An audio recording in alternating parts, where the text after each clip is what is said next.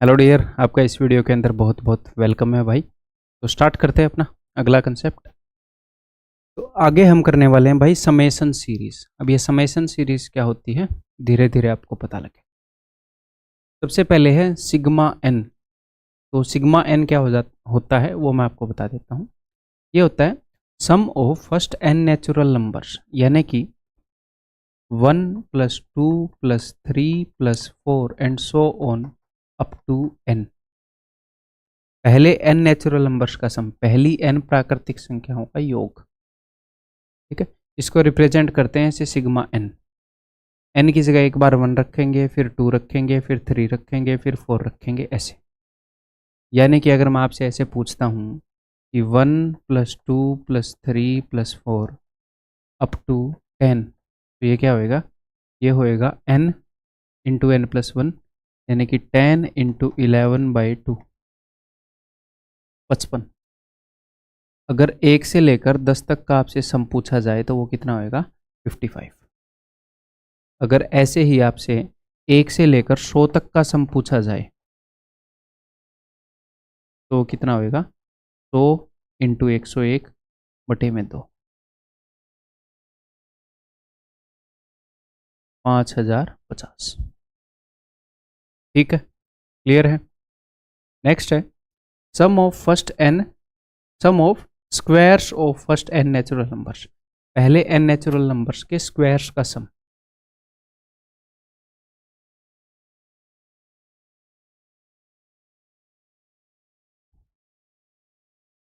यानी कि 1 square + 2 square + 3 square and so on up to n square.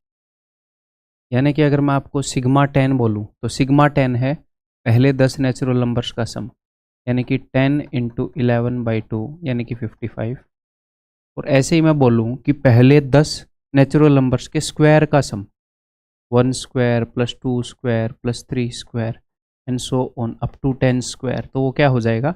ये हो जाएगा मेरे भाई, यहाँ से देखना आप फॉर्मूला, n × n + 1 × 2n + 1, यानी कि n का डबल, 10 का डबल 20 + 1 21/6। ठीक है, n × n + 1 × 2n + 1/6। Sum of first n natural number, sum of squares of first n natural number, पहले n प्राकृतिक संख्याओं के स्क्वायर का सम। Okay sir. नेक्स्ट अपने पास है सिग्मा n³। तो इसका मतलब है इनके क्यूब्स का सम।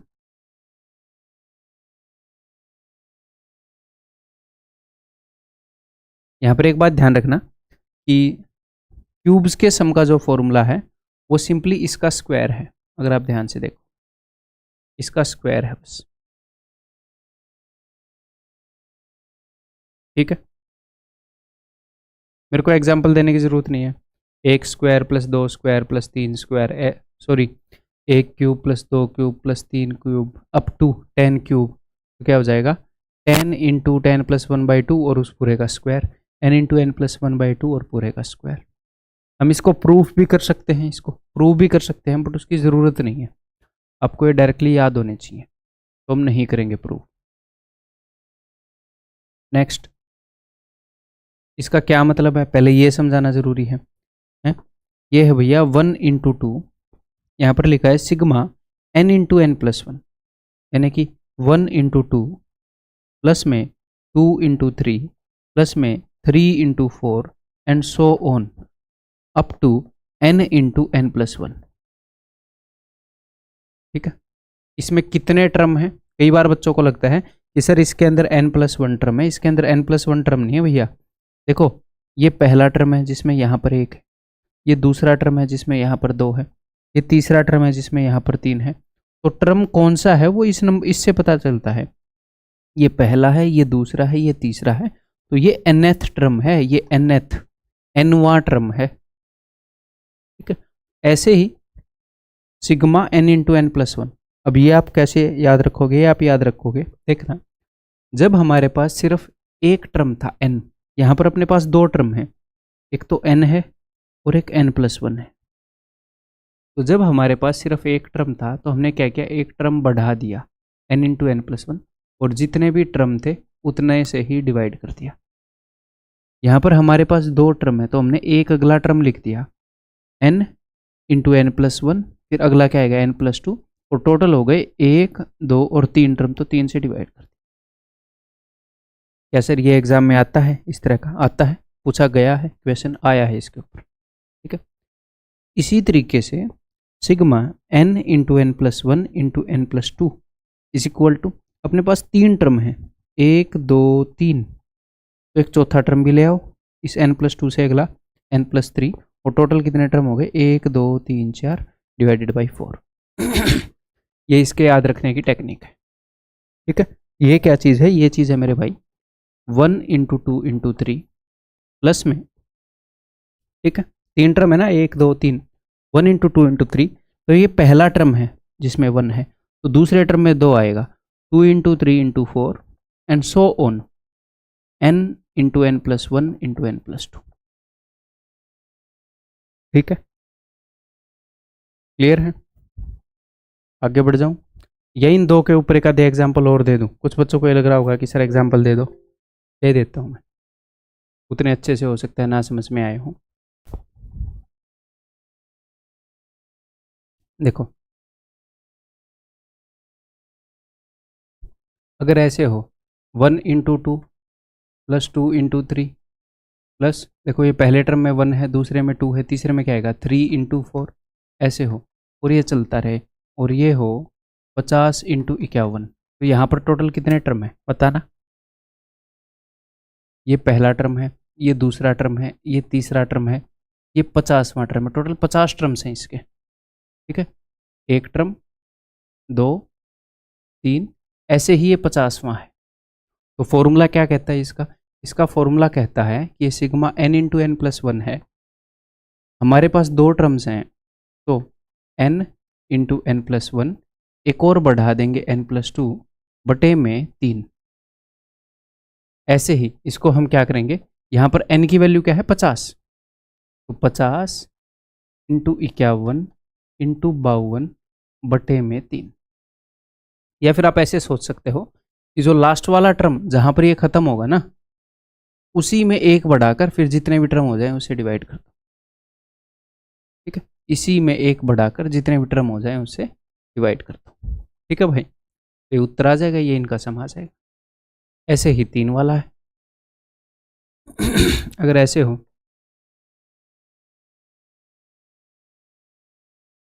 मैं आपको जो भी पैटर्न पढ़ा रहा हूँ वो ऐसे पैटर्न हैं जो अपने एग्जाम में पूछे जाएंगे, ठीक है। मान लो ये ऐसे हो, सो भैया इसकी वैल्यू बताओ, तो ये 3 वाला है, आपको साफ साफ दिख रहा है ना। तो हम क्या करेंगे, जो अपना लास्ट टर्म है इसमें एक आगे वाला लिख दो, सो लास्ट वाले को तो पूरा लिख ही दो, तो 101, 102, 103 भी लिख दो। टोटल कितने टर्म हो गए 1, 2, 3, 4, सिर्फ 4 हो गए, 100 से स्टार्ट करना चाहिए था। दैट्स इट, खत्म बात। ऐसे ही अगर 5 वाला भी आएगा तो भी हम कर देंगे, हालांकि अब तक मैक्सिमम इतना ही आया है, 2 वाला ही आया है, ये पूछ लिया गया है एग्जाम में, ठीक है भाई, क्लियर है। और ये जब एग्जाम में नहीं पूछा गया था तो भी मैंने करवाया था, क्यों? क्योंकि ये सीरीज सेंसिबल है, यानी सेंसिबल यानी कि पूछना बनता है, रिलेवेंट है, अपने स्कूल के सिलेबस में भी होती है, ठीक है, क्लियर है। तो एक्सपेक्टेड क्वेश्चंस का कैसे पता चलता है कि कौन सी चीज रिलेवेंट है, रियल में एक्सपेक्टेड है, उसे पूछना सेंस बनाता है, ऐसे में एक्सपेक्टेड क्वेश्चंस का पता लगता है, ठीक है। आगे बढ़ जाऊं, चलिए जी आगे करते हैं भाई। Sum of first n even numbers, पहले n इवन नंबर्स का सम, तो ये है n इंटू एन प्लस 1, लेकिन ये आया कैसे ये बताता हूँ ताकि आपको अच्छे से याद रहे। बाकी एनिमेशन कहाँ है, यहाँ पे है, एक एक करके करते हैं। एक को करते हैं पहले, ठीक है। देखो 2 + 4 + 6, ये मैं क्या कर रहा हूँ, ये मैं पहले इवन नंबर लिख रहा हूँ, हाँ जी सर। पहला इवन नंबर क्या है 2, अगला इवन नंबर क्या है 4, अगला क्या है 6, अगला क्या है 8, ऐसे ही nth इवन नंबर क्या होगा देखो पहला इवन नंबर है 1 × 2, दूसरा इवन नंबर है 2 × 2, तीसरा इवन नंबर है 3 × 2, चौथा इवन नंबर है 4 × 2। तो जिस भी पोजीशन का इवन नंबर निकालना है उसी को 2 से गुणा कर दो। nth इवन नंबर क्या होगा? 2 × n या n × 2? ठीक है सर, या 2n। ठीक है सर, तो हमें इनका सम बताना है। तो मैंने अब तक तो आपको ऐसा कोई फॉर्मूला नहीं बताया इसके अलावा, तो आप एक काम करो, इन सब में से 2 कॉमन ले लो। अंदर क्या बच जाएगा? 1 2 3 and so on up to n। ये क्या हो गया? ये हो गया sum of first n natural numbers. इसका फॉर्मूला हमें पता है, वो क्या है? n × n+1/2।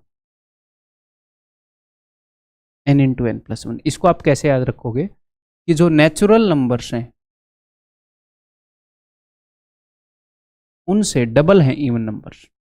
पहला नेचुरल नंबर है 1, पहला इवन नंबर है 2, दूसरा नेचुरल नंबर प्राकृतिक संख्या 2, दूसरा इवन नंबर 4।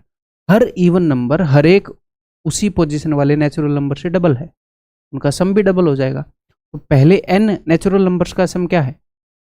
n × n+1/2, तो उसका डबल n × n+1। सिंपल। ठीक है भाई, क्लियर है? ओके जी।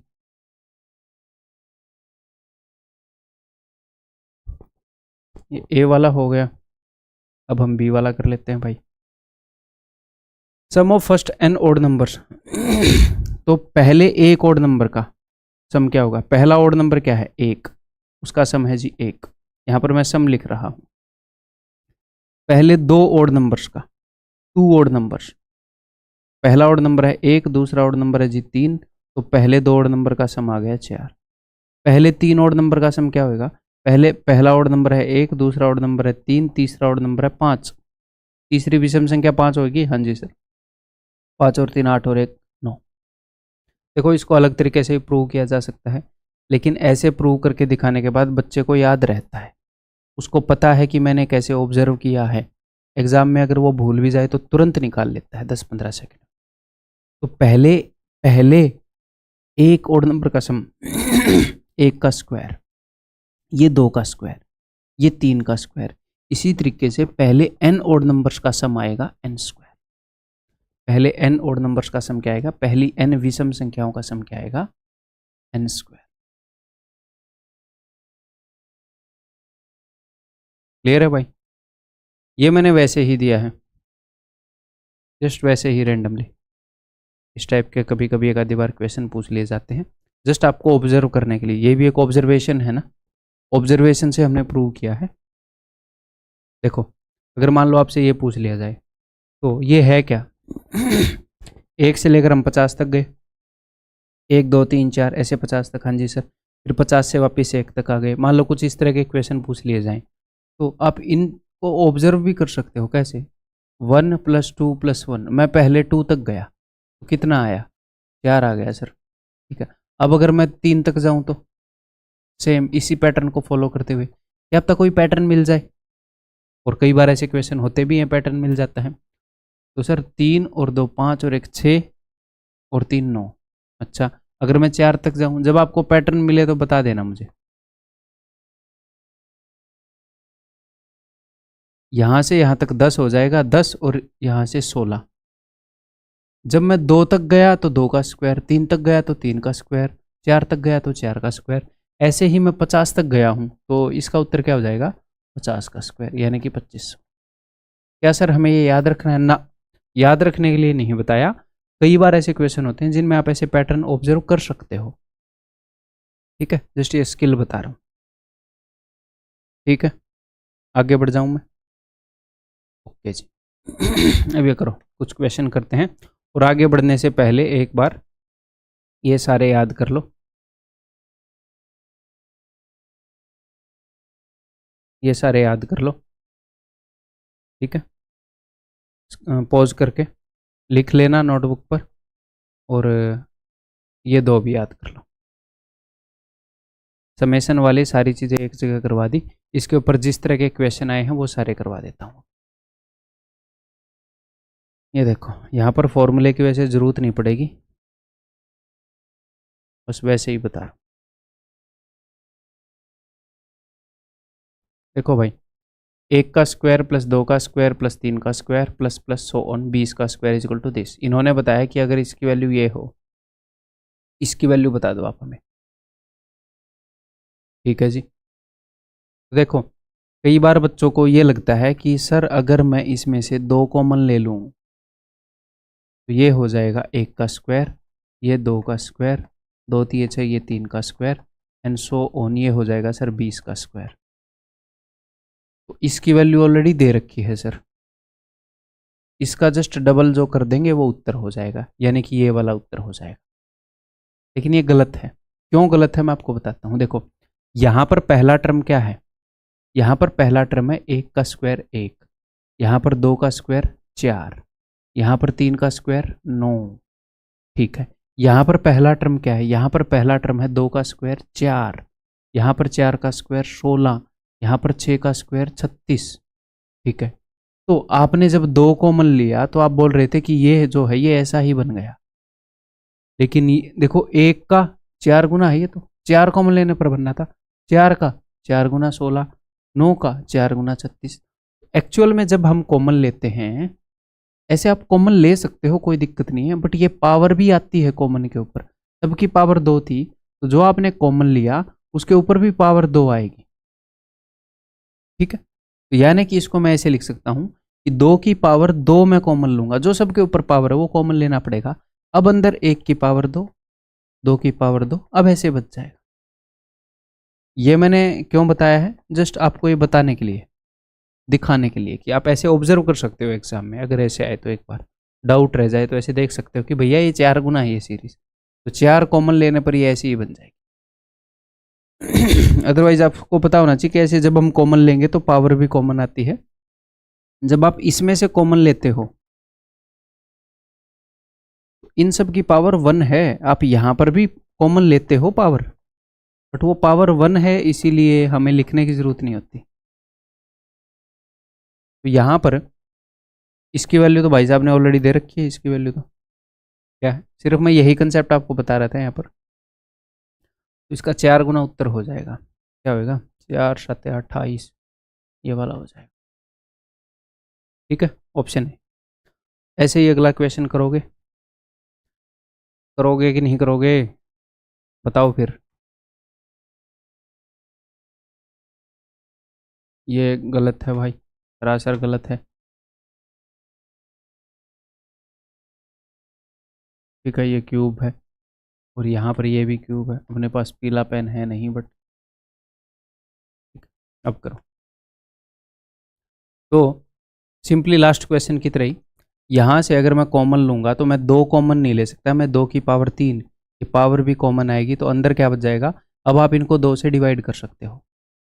सर ये पावर क्यों कॉमन ले रहे हो, पावर इसलिए कॉमन ले रहा हूँ भाई, एक और नज़रिया मैं दे देता हूँ आपको। 2 क्यूब का मतलब होता है ये, एक और नज़रिया दे दूँ, ये अंडरस्टैंडिंग काम आती है कि इसका मतलब है 2 इंटू 2 इंटू 2 प्लस में 4 इंटू 4 इंटू 4 प्लस में 6 into 6 into 6 and so on, plus में 20 इंटू 20 इंटू 20। क्यूब का यही मतलब है ना। तो जब मैं 2 कॉमन ले रहा हूँ, ये पूरा एक टर्म है, ये पूरा, इसका जो अगला टर्म है, अगला पद है वो ये है। अगर मैं सिर्फ 1 2 कॉमन लूंगा तो ये 2 2 बच जाएंगे ना। तो मैं हर जगह से जब मैं 2 कॉमन ले रहा हूं तो मैं इन 3 जगह से 2 कॉमन ले रहा हूं, 3 2 कॉमन लिए।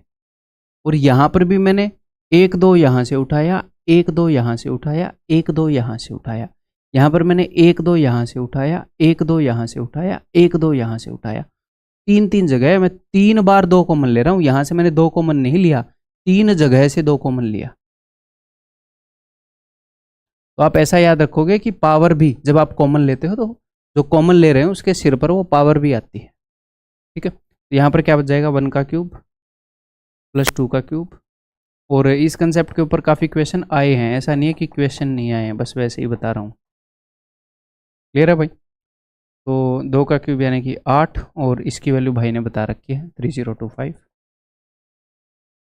25 8 200 और 8 3 24, 24,200।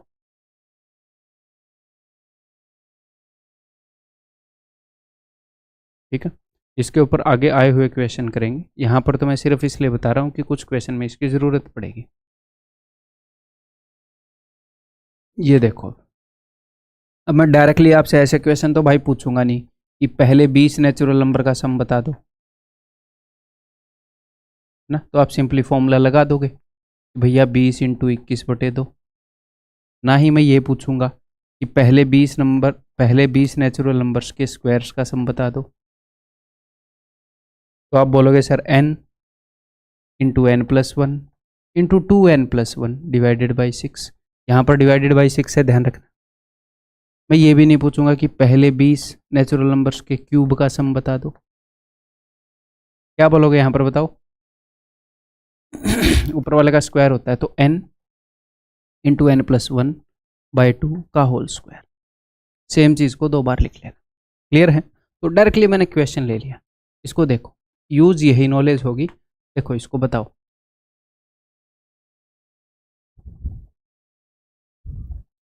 तो 1 का स्क्वायर। सर आपने ऐसा तो कुछ बताया नहीं कि ओड नंबर्स का सम तो बता दिया, ओड नंबर्स के स्क्वायर का सम नहीं बताया। नहीं बताया मैंने, बट फिर भी इसको कर सकते हैं हम। सोचो, इसको मैं ऐसे लिख सकता हूँ कि 1 का स्क्वायर प्लस 2 का स्क्वायर प्लस 3 का स्क्वायर एंड सो ऑन 17 तक स्क्वायर। इसमें से मैं क्या गायब करूँ कि आ जाए कि भाई ये था, लेकिन इसमें से किसी ने सब्ट्रैक्ट कर दिया 2 का स्क्वायर प्लस 4 का स्क्वायर प्लस 6 का स्क्वायर एंड सो ऑन 16 का स्क्वायर। ऐसे लिख सकता हूँ, 1 से लेकर 17 तक हर एक नंबर के स्क्वायर का सम था। उसमें से अगर मैं 2, 4, 6 अगर इवन नंबर्स को उठा लूँ, इसमें से अगर इसको घटा दूँ तो यही बन जाएगा। आप बोलोगे जी हाँ लिख सकते हो, ठीक है। तो ये क्या बन जाएगा? ये बन जाएगा मेरे भाई सिग्मा 17 का स्क्वायर। ऐसे लिख सकता हूँ कि 17 तक के नेचुरल नंबर्स का स्क्वायर। हाँ जी, ऐसे एग्जाम में ऐसे लिखने की जरूरत नहीं है, डायरेक्टली फॉर्मूला लगा लेना, बस वैसे ही बता रहा हूँ। और यहाँ पर अगर मैं कॉमन लूँगा 2 का स्क्वायर 4 का स्क्वायर तो पावर भी आती है कॉमन में बाहर। यहाँ पर मैं 2 कॉमन लूँगा, लेकिन 2 का स्क्वायर पावर भी साथ में आएगी। 2 का स्क्वायर कॉमन लिया जाएगा और अंदर क्या बच जाएगा? फिर अंदर बच जाएगा ये कॉमन लेने के बाद 1 का स्क्वायर प्लस 2 का स्क्वायर प्लस 3 का square and so on plus 8 का स्क्वायर। अब ये कर सकते हो, 1 स्क्वायर 2 स्क्वायर 3 स्क्वायर 8 स्क्वायर। जी हाँ कर सकते हैं, कोई दिक्कत ही नहीं है, कर सकते हैं ना। ये तो पहले नेचुरल नंबर्स के स्क्वायर का सम है, पहले 8 नेचुरल नंबर के स्क्वायर का सम करते हैं भाई। फिर तो पहले 17 नेचुरल नंबर के स्क्वायर्स का सम n × n+1 × 2n+1, 17 का डबल प्लस 1 35, डबल प्लस 1 करना है बटे में 6, माइनस 2 का स्क्वायर होता है 4 गुणा में पहले 8 नेचुरल नंबर्स के स्क्वायर का सम n × n+1 × 2n+1 double plus 1 16 plus 1 17 बटे में 6। अब अगर इसमें और इसमें कुछ कट सकता हो तो काट लो ऊपर नीचे, कैलकुलेशन आसान हो जाएगी। 6 के अंदर एक 2 और 3 होता है, एक 3 से मैंने इसको काट दिया और एक 2 से मैंने इसको काट दिया, ठीक है जी। अब दिस माइनस दिस करना है, तो इनमें से अगर कुछ कॉमन ले सको तो वो भी ले लो।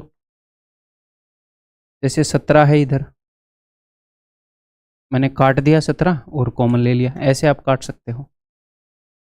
मान लो एग्जाम में कर रहे हो, यहाँ से और यहाँ से 17 उठा लिया, ये लो भाई उठा लिया। और कुछ उठा सकते हो, 3 भी उठा सकता हूँ दोनों जगह से, 3 भी उठा लिया भाई। और कुछ उठा सकते हो, यहाँ 35 है या नहीं सर, यहाँ पर बचा है जी 35 और यहाँ पर बच जाएगा 400 के 16। तो ये हो जाएगा 17 × 3 × 15 में से 6 गए 9 19 साथ ही 21 यूनिट डिजिट 9 आएगा। ये आएगा क्या? 15 में से 6 गए 9, मतलब मेरे को इसकी शक्ल लग नहीं रही कि ये आएगा। मैं एक बार करके देख लूँ, एक बार आपको भी डाउट होगा। 19 एकम 19 1 19 5 95 और 1 96, ठीक है। डाउट को क्लैरिफाई कर लेना चाहिए एग्जाम में भी, ठीक है। समझ में आ गई भी बात? ऐसे ही और क्वेश्चन दूंगा तो करोगे? बताओ, लेट अस सी।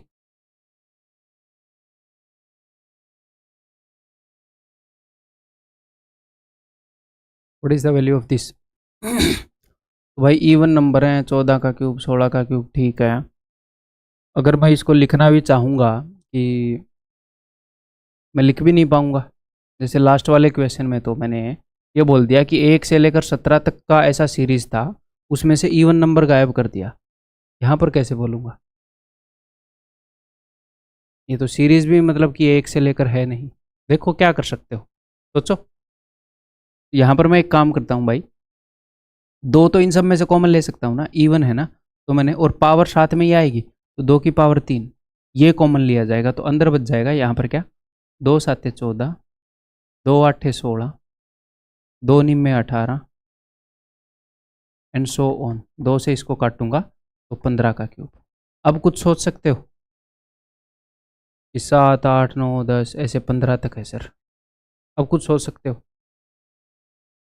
मैं इसको ऐसे लिख सकता हूँ कि भाई ये 1 से लेकर 15 तक के नेचुरल नंबर्स का सम था, नेचुरल नंबर्स के क्यूब का सम था, 1 से लेकर 15 तक। उसमें से पहले 6 गायब हैं, यानी कि उसमें से पहले 6 के क्यूब का सम घटा दिया। अगर मैं डिटेल में लिखूँ इसी चीज़ को, मैं ये कहना चाह रहा हूँ, इसी चीज़ को अगर मैं डिटेल में लिखूँ कि 1 cube plus 1 cube plus 2 cube plus 3 cube plus 15 का क्यूब, इसमें से घटा दिया गया 1 cube plus 2 cube plus 3 cube 6 का क्यूब। ये सोच रहा हूँ मैं कि पहले 15 नेचुरल नंबर्स के क्यूब का सम है 7 8 9, उसमें से अगर मैं पहले 6 गायब कर दूँ तो वो यहाँ पर दिया हुआ है, तो इन दोनों के ऊपर लगा दूँ फॉर्मूला। चलिए जी, बाहर तो 8 हो गया, ये हो जाएगा n इंटू एन प्लस 1/2 का स्क्वायर। मैंने बताया ना n इंटू एन प्लस 1/2, यानी कि 15 इंटू 16 गुणा में 15 इंटू 16, ऐसे लिख लो 2 बार, बाई में 2 बाई में 2, सर माना नहीं है, ठीक है। 6 into 7 n into n plus 1/2, n into n plus 1/2, खत्म। ये ठीक है। अब कुछ कट रहा हो तो काट लेंगे, कुछ कॉमन निकलेगा तो ले लेंगे। तो भैया 2 दूनी 4 चौके 16, इस 2 से और इस 2 से ये 3 और 3 पर कट गया, ठीक है। इनमें से ऐसे कुछ कॉमन निकल रहा है जो दोनों जगह से कट रहा हो। एक तो 3 निकल जाएगा और 7 तो निकलेगा नहीं, 3 एटलीस्ट 3 तो निकाले ना, एक 3 और एक 3, 2 3 मैंने यहाँ से उठाए, और एक 3 पंजे 15, एक 3 पंजे 15, 2 3 मैंने यहाँ से उठाए। देखो 8 और 2 बारी 3, 8 तो ऑलरेडी था, 2 बारी 3 मैंने कॉमन ले लिए। यहाँ पर क्या बच गया? यहाँ पर बच गया भाई, और कुछ कॉमन निकल रहा है क्या? नहीं निकल रहा। 16 पंजे 80 और 5 चौके 20, 80 इंटू 20 1600 माइनस 7 7 49, तो 10 में से 9 गए, 1 यूनिट डिजिट आएगा, 3 3 9 8 72, 2 यूनिट डिजिट आना चाहिए, 2 का 2 यूनिट डिजिट है। चलो करते हैं, ये हो जाएगा 1551, है ना। 9 से गुणा करूंगा मैं पहले इसको, 9 एकम 9, 9 पंजे 45, एंड के कितने डिजिट अलग हैं? देखो मुझे इतना तो पता लग चुका है कि ये है, तो एंड के सिर्फ 2 डिजिट निकाल लूँ, उसी से आइडिया हो जाएगा, है ना। ठीक है, तो देखो 9 से गुणा करूंगा और 2 ही डिजिट निकालूंगा, 9 एकम 9, 9 पंजे 45 आ गया। अब इसको मैं 8 से गुणा करूंगा, 8 9 में 72, 2 80 लागी 7, 8 पंजे 40 और 7 47, 72, एंड के 2 डिजिट 72 आने चाहिए। खत्म। पूरा करना ही क्यों है? अगर आप श्योर हो कि हम ठीक ठाक कैलकुलेशन कर रहे हैं तो पूरा करना ही क्यों है? अगर ये डाउट है कि पता नहीं यार कैलकुलेशन ठीक है कि नहीं, और एग्जाम में ये डाउट है, तो उस केस में बताओ क्या करेंगे? मैं ऐसे हवा नहीं मारूंगा, अरे क्या ही चेक करना है, तो हम तो ठीक ही रहते ना।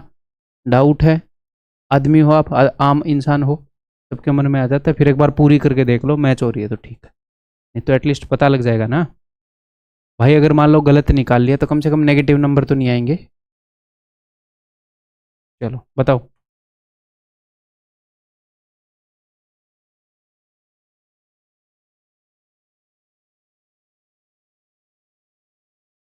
What is the sum of first 20 terms of the following series? तो भाई ये वही है, पूछा हुआ क्वेश्चन है, देखो। तो 1 इंटू 2 प्लस 2 इंटू 3, तो ये पहला टर्म है, ये दूसरा टर्म है, पहले टर्म में 1, दूसरे टर्म में 2, तीसरे टर्म में 3, तो ऐसे 20वें टर्म में 20 होएगा, तो ये होएगा 20 इंटू 21। तो मैंने क्या बताया था, जो भी लास्ट टर्म है उसको उठाओ, उसको एक और बढ़ा दो, बटे में 3 हो गए तो 3 कर दो, खत्म बात। 22 दूनी 44, 44 इंटू 7 कर रहा हूँ, 44 इंटू 7, 7 चौके 28 और 30, 3080। Option D. ठीक है, आगे बढ़ जाऊँ।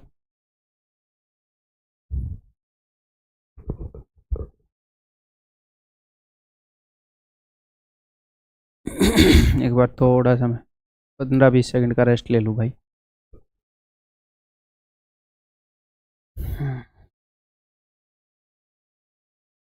करें, नेक्स्ट कंसेप्ट करते हैं भाई, कंपैरिजन ऑफ फ्रैक्शंस। फ्रैक्शंस का कंपैरिजन, भिन्नों का कंपैरिजन। ठीक है, जैसे हमने सर्ड्स का कंपैरिजन किया था, करणियों का, ऐसे ही फ्रैक्शन का कंपैरिजन, कौन सी बड़ी है कौन सी छोटी है, इसके कई तरीके होते हैं। ठीक है, सबसे पहला तरीका है क्रॉस मल्टीप्लिकेशन। ठीक है, जैसे अगर मैं बोलूँ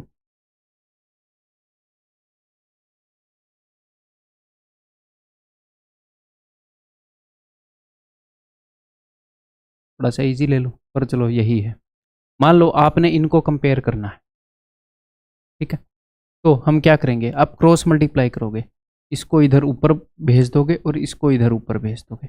87 इंटू 7, 7 7 49, 4 7 8 56 और 4 60, इसको उधर भेज दोगे। 15 एकम 15, 1 15 चौके 60 और 1 61, 615 बड़ा है, यानी कि दिस वन इज लार्जर। एक तो है क्रॉस मल्टीप्लीकेशन, क्लियर है। और एक दूसरा है, इसी के साथ बता देता हूँ, लिख देते हैं, 1.5 ही लिख देते हैं। अगला कहाँ पे आएगा, यहाँ पर,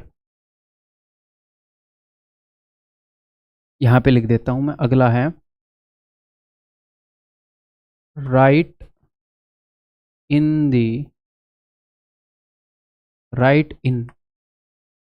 1/n फॉर्म। ऐसे कर लो, राइट इन 1/n फॉर्म से मैं क्या कहना चाह रहा हूँ, ये कहना चाह रहा हूँ, एक तो ये तरीका हो गया भाई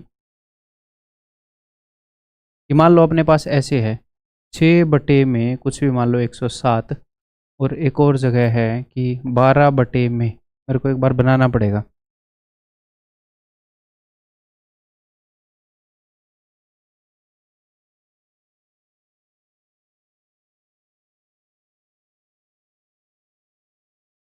मान लो ऐसे है,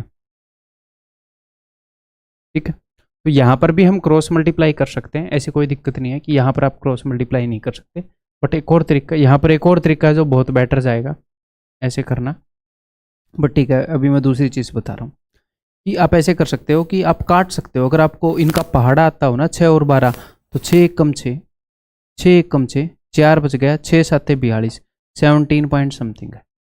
ये है 12 एक कम 12, बिकॉज मुझे 6 और 12 का पहाड़ा आता है। 12 एक कम 12, 10 बच गया, 12 निम्न 108, 19 पर चला गया। ठीक है, तो अब 1/, जहां पर भी नीचे बड़ा है वो छोटी है, डिनोमिनेटर हर जिसमें भी बड़ा है वो छोटी होगी, तो ये छोटी है। ठीक है, ये रैंडम तरीके हैं, ये एक हिसाब से ऐसे तरीके हैं जो हम क्वेश्चन के हिसाब से लगाते हैं। ठीक, तो ये आप लिख सकते हो अपनी नोटबुक के अंदर, नोट्स के अंदर ये आप लिख सकते हो, इसको भी लिख लेना। ठीक है, नेक्स्ट है जस्ट अप्रोक्सीमेट इट। कई बार हम अप्रोक्सीमेट करते हैं, तो यहाँ पर मैं एग्जाम्पल नहीं दे सकता, क्वेश्चन के हिसाब से बता दूंगा। और हाँ, ये भी मैंने अप्रोक्सीमेट ही किया है, ये भी एक अप्रोक्सीमेट करने का तरीका है कि 1/17 पॉइंट समथिंग, 1/, मान लो 228 की जगह यहाँ पर ऐसे होता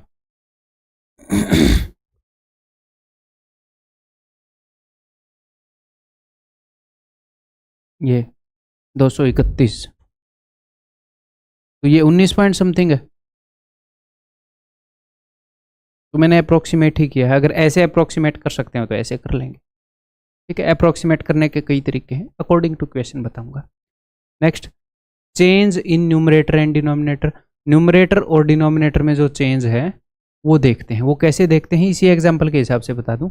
उसको देखने के कई तरीके हैं, लेकिन एक इसी के हिसाब से बता दूं। जैसे यहाँ पर आपने देखा कि 6 बटे में 107 और अगला था 12 बटे में 231।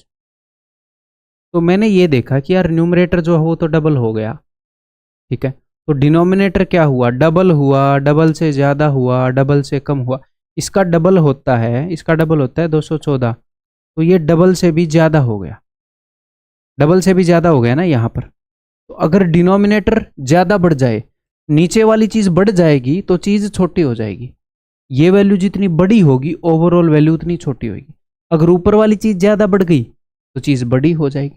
तो यहाँ पर ये तो सिर्फ 2 गुना हुआ है, ये 2 से ज़्यादा गुना हो गया, यानी कि ये डिनोमिनेटर ज़्यादा बढ़ गया तो ये छोटा हो जाएगा, ये छोटा ही आया था। इन चीज़ों में थोड़े से अनकंफर्टेबल हो जाते हैं स्टूडेंट्स, और मुझे पता है इसका, क्योंकि ये चीज़ें आम जिंदगी में हम यूज़ नहीं करते। बट धीरे धीरे जब आप रिवीजन करोगे अलग अलग जगह पर, जब DI के अंदर मैं ये यूज़ करूँगा तो धीरे धीरे आप कंफर्टेबल हो जाओ, डरने की बात नहीं, ठीक। ये चीज़ें रटने की नहीं होती, एक जगह कराने की नहीं होती, ये पूरे मैथ्स के अंदर फ्रैक्शन का कंपैरिजन जहाँ पर भी आएगा और जी उस क्वेश्चन के हिसाब से जो भी मेथड सूटेबल होगा मैं कराऊंगा, ऐसे ही सीखने की, ठीक है। नेक्स्ट है ऑब्जर्विंग पैटर्न, कि कुछ अलग अलग पैटर्न में फ्रैक्शन दी हुई हो जाती है एक आधी बार, तो क्वेश्चन के अकॉर्डिंग करेंगे। इसमें कंसेप्ट बताने के लिए खास कुछ नहीं है, क्वेश्चंस के माध्यम से मैं बताऊंगा, ठीक है। देखो जी, सारे आए हुए क्वेश्चन लेकर उनके हिसाब से बताएंगे। तो ये वाला क्वेश्चन है, जैसे इसके अंदर क्रॉस मल्टीप्लाई करना भी बढ़िया रहेगा, या फिर इसमें आप ऐसे भी देख सकते हो कि भैया ये 3 गुना हो गया कि नहीं हो गया। यहाँ पर अब आराम से प्यार से एक्सप्लोर करेंगे, सीखेंगे, ये नहीं देखेंगे कि क्वेश्चन को जल्दी कर दो सर, आराम से सीखेंगे। न्यूमरेटर 3 गुना हो गया, तो ये 3 गुना हुआ कि नहीं, इसका 3 गुना होएगा 330, तो ये तो 3 गुना नहीं हुआ। तो मुझे एक बात बताओ, ज़्यादा कौन सा बढ़ गया, ऊपर वाला ज़्यादा बढ़ गया या नीचे वाला? ये तो 3 गुना हो गया, ये 3 गुना नहीं हुआ, ऊपर वाला ज़्यादा बढ़ गया। तो अगर ऊपर वाला ज़्यादा बढ़ गया तो फ्रैक्शन बढ़ जाती है, यानी कि ये बड़ी है, ये बड़ी है। इसमें भी यही बोल रखा है कि ये बड़ी है, तो ये वाली चीज़ तो ठीक है भैया, ये वाली इनइक्वालिटी तो ठीक है, ये बड़ी है। अब अगले में देखो सर, तो अब मुझे एक बात बताओ, अगले में ऐसे देखना ठीक रहेगा कि न्यूमरेटर कितने गुना हो गया? नहीं रहेगा, ठीक। तो सर इसको कैसे देखोगे? क्रॉस मल्टीप्लाई करके देख लो ना भाई। देखो अगर 225 इधर आएगा तो 9 5 45, ठीक है, और 22 निम्न 198 और 4 202, 22 का पहाड़ा आना चाहिए, ठीक है।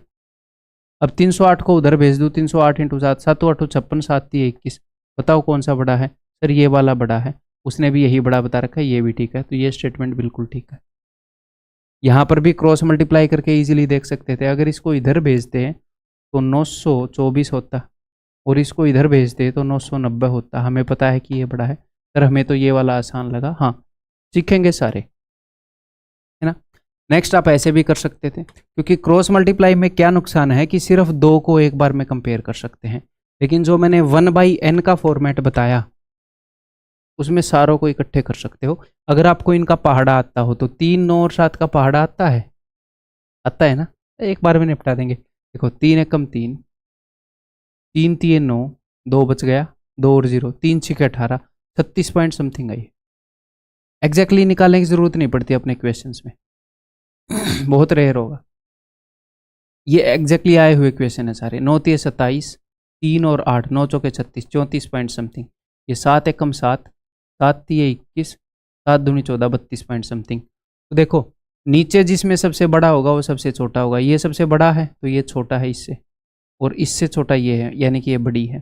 सबसे बड़ा ये, फिर छोटा ये, फिर छोटा ये, तो सबसे छोटी फ्रैक्शन ये, फिर उससे बड़ी ये वाली फ्रैक्शन, उससे बड़ी ये वाली फ्रैक्शन। बिल्कुल सही है। ये क्वेश्चन सिर्फ इस पोर्शन के लिए लिया है, नीचे वाला तो इसके साथ में फ्री आ गया, वो भी कर लेते हैं। तो ये ठीक हो गया जी। हाँ, अगला देखो। इसको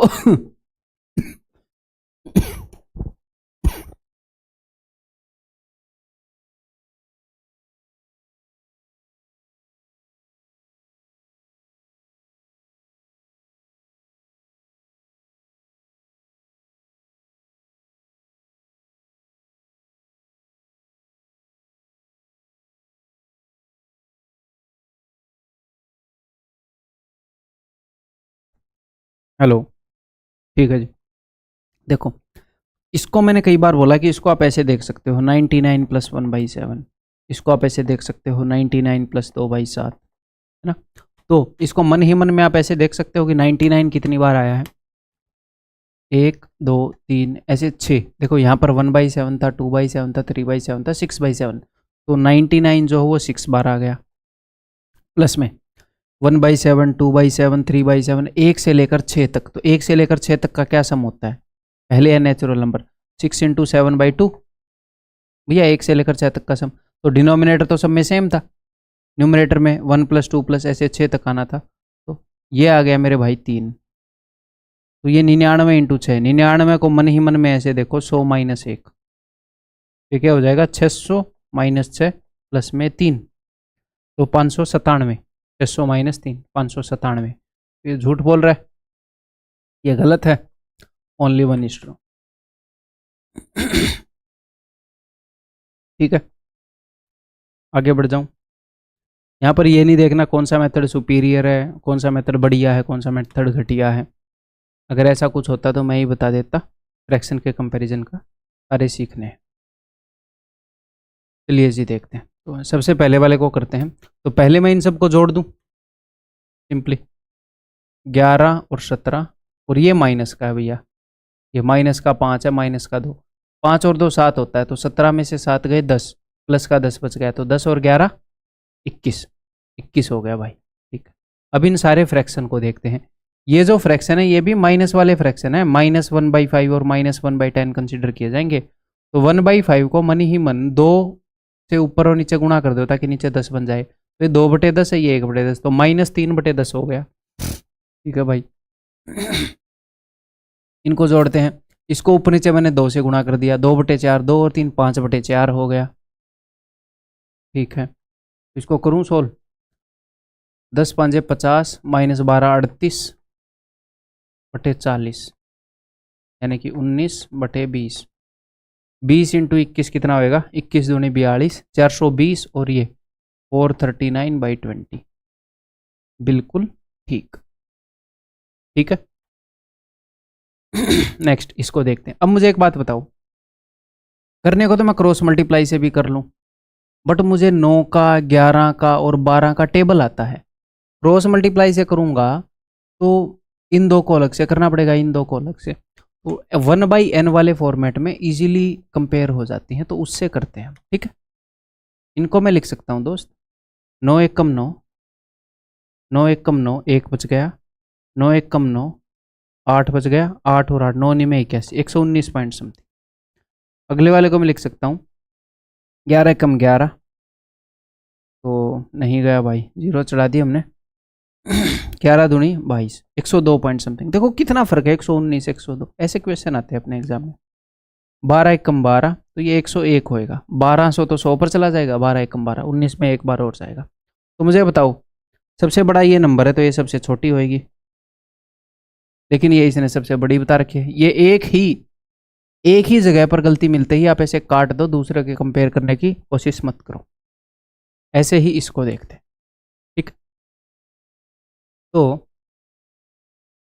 यहां पर मुझे टेबल नहीं आता, 149 151, तो या तो हम क्रॉस मल्टीप्लाई करेंगे, 155 149 151 × 153।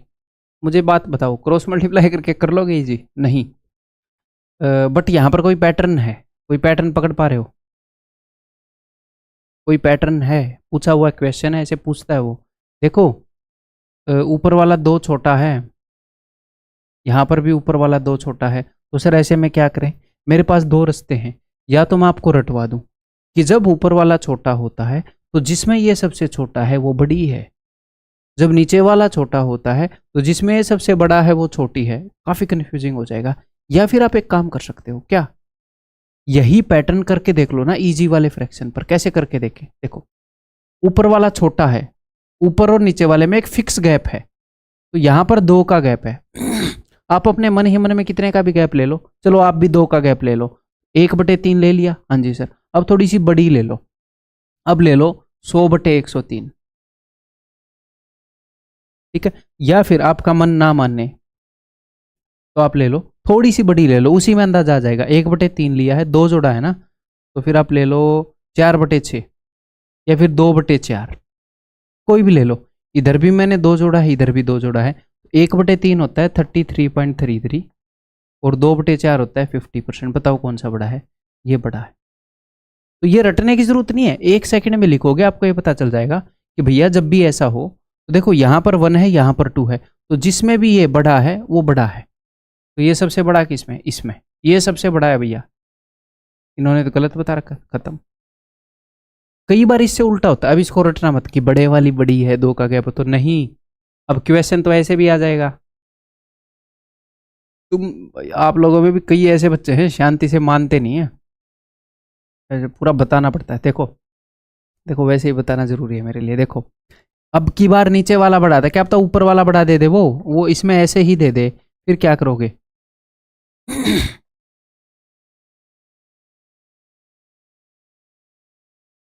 तो हम फिर से ऑब्जर्व कर लेंगे। अब की बार ऊपर वाला 2 बड़ा है तो कोई दिक्कत नहीं है, हम ले लेंगे कि भैया 3/1, ऊपर वाला 2 बड़ा है। फिर थोड़ा सा और आगे चले जाएंगे कि भाई कुछ भी जो अपने लिए इजी हो, 4/6, इसमें से 2 मैंने 4 में 2 बढ़ा दिया, तो एक ये तो 3 है। हाँ जी, ये क्या है, ये 1.5 है, तो ये वाला बड़ा है। तो यानी कि भैया जिसमें वैल्यू छोटी हो वो बड़ा होता है, यानी कि अब की बार ये बड़ा है जिसमें वैल्यू छोटी है, पिछली बार वो बड़ा था। तो ऐसे रटने की जरूरत नहीं है, ये चीज़ें ऑब्जर्व करके तुरंत पता लग जाती हैं। ठीक है भाई, तो इसमें आंसर क्या होएगा? ये तीसरे वाला गलत है। अच्छा, येलो के ऊपर जब मैं ग्रीन कलर यूज़ करता हूँ तो उतना मज़ेदार नहीं होता है ना। चलो आगे से नहीं करेंगे। तो ओनली 1। ठीक है, आगे बढ़ जाऊँ, बताओ। Which of the following statement is are true?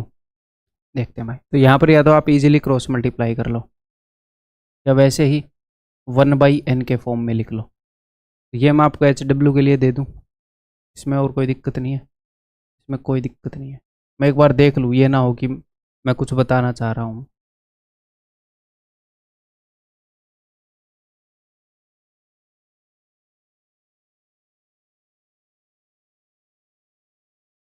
चलो करवा ही देता हूँ मैं। ये पहले वाला है भैया, तो 3 एकम 3, 3 दूनी 6, 3 तिये 9, 23 पॉइंट समथिंग। 5 एकम 5, 15 छिक्के 90 होता है, 15 पॉइंट समथिंग। ये 7 वाला, 7 एकम 7, 7 एकम 7, 2 बच गया, 7 चौक 28, 14 पॉइंट समथिंग। तो जब भी नीचे सबसे बड़ा होएगा वो छोटा होएगा, तो ऐसे होना चाहिए इसमें। ठीक है, ये तो सही है। आगे ये देखते हैं, 11 से अगर डिवाइड करें, 11 एकम 11, 11 दूनी 22, 12 पॉइंट समथिंग।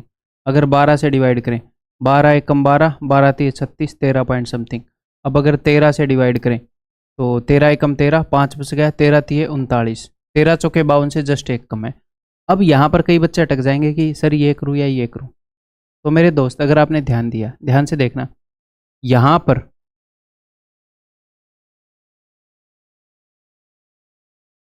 जब आपने 12 से डिवाइड किया तो 12 एकम 12, बच गया 3 और 7, 12 तिये 36, जस्ट एक बचा था। तो ये 13 से 13 पॉइंट समथिंग, ये वाला जो नंबर है ये एग्जैक्टली बिल्कुल 12 के पास है।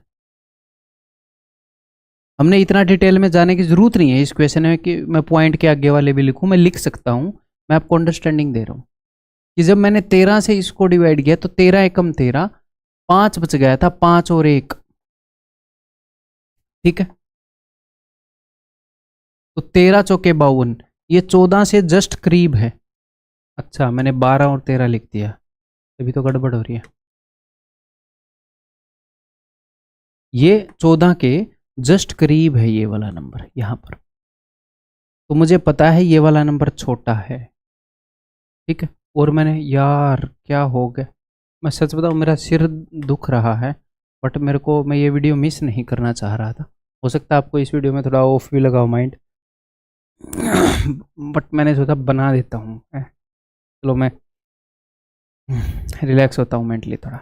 चलो, तो ये वाली बड़ी है तो ये बड़ी ही होएगी, ये सॉरी ये वाली वैल्यू छोटी है, तो ये अगर डिनोमिनेटर छोटा है तो ये ओवरऑल फ्रैक्शन बड़ी होएगी।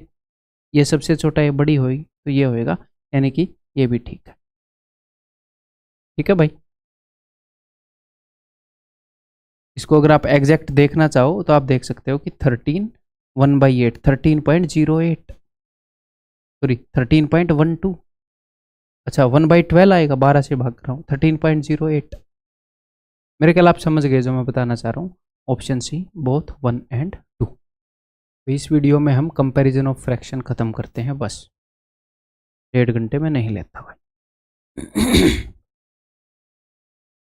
Arrange the given ratios in descending order, इनको डिसेंडिंग ऑर्डर में अरेंज करो। तो ये क्वेश्चन मैंने सिर्फ इसलिए लिया कि उसने ये बोला है कि अनुपातों को, रेशियोज को ऑर्डर में अरेंज करो। सर रेशियोज को कैसे करेंगे? 3:4 बड़ा है या 5:6? 3:4 को मैं 3/4 लिखूं या 4/3, ये डाउट आएगा। तो पहले वाले को ऊपर लिखना है, दूसरे वाले को नीचे, सिंपल। ठीक है, 15:7 को आप लिखोगे 15/7, ये है 15:7। देखो बोलते हुए ये क्या आता है? 15:7, 15:7। इसको आप ऐसे तो नहीं बोलते ना कि 7/15, 7:15, 15/7। बोलने में ये 15 पहले आता है, ऊपर वाला। यहां पर भी बोलने में ये पहले आता है। इसको कोई ऐसे तो नहीं बोलता 7:15। ये मत बोलना सर एक ही बात है। क्यों? राम और श्याम की सैलरी का रेशियो है 15:7। तो एक बात कैसे भैया? मैं बोल रहा हूँ राम और श्याम की सैलरी का रेशियो बताओ, आप बोल रहे हो 15:7 और 7:15 एक बात है। क्यों? एक में राम की ज़्यादा हो जा रही है, एक में कम हो जा रही है। तो जो बोलने में पहले आता है रेशियो में, और इसमें जो बोलने में पहले आता है, वो एक जगह पे होंगे, ऐसे याद रख सकते हो। ठीक है, क्लियर है? तो ये वाला रेशियो हो जाएगा 15/7, अगले वाला हो जाएगा 5/11। बस यही कंसेप्ट था इसके अंदर, इसको अब तो आप कर ही लोगे भाई। मैं क्रॉस मल्टीप्लाई या फिर क्रॉस मल्टीप्लाई की ज़रूरत नहीं है, इन दोनों को तो मैं इतने इजीली कर सकता हूँ। देखो ऐसे 11 × 33 और 7, ये वाला बड़ा है, यहाँ पर तो मैं श्योर हूँ। इन दोनों में देखूँ ज़रा कि इसी से कट रहा है क्या? 21, 7 × 21, 7 × 11, 11 से 11 कट गया, ये वाला ही बड़ा है। तो सबसे बड़ा ये है 15/7, फिर 5:11, ये वाला हो जाएगा ऑप्शन। ठीक है, ये मेरे ख्याल लास्ट क्वेश्चन है इसमें। जी हाँ, तो ये लास्ट क्वेश्चन करते हैं इस वीडियो का।